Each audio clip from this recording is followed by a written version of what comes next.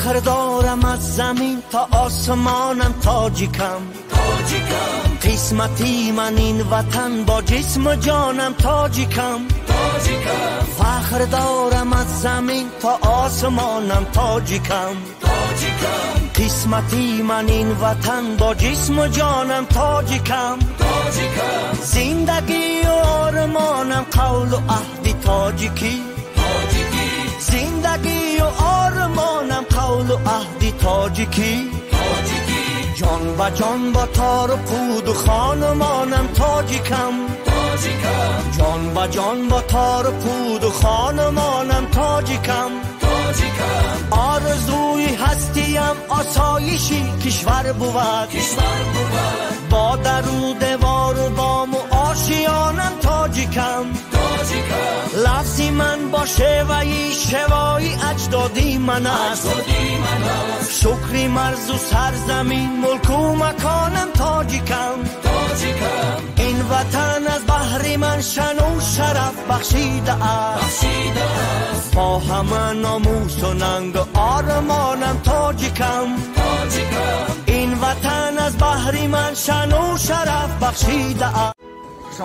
دسته 50 نفره نجات دهندگان کمیته حالتهای فوق‌العاده تاجیکستان امروز 23 فوریه به وطن برگشتند.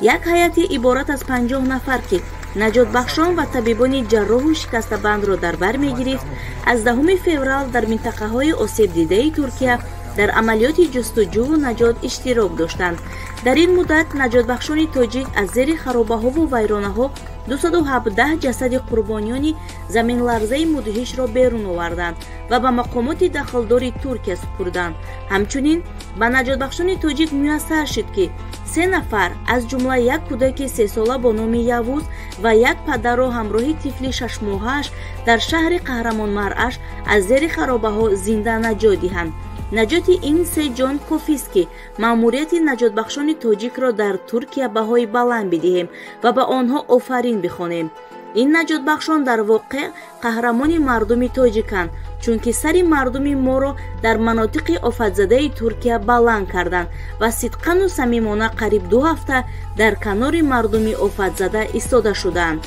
ما با هر کدام شما افتخار میکنیم.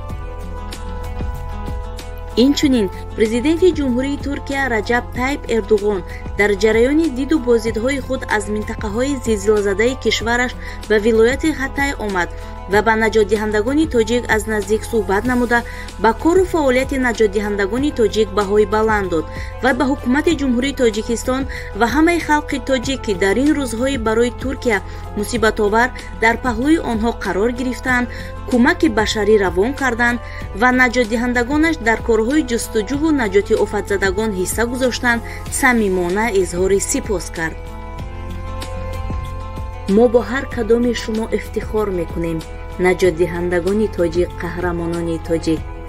ما تاجیکان میتوانیم نام خود را، نام ملت و دولت خود را در دنیا معرفی نماییم.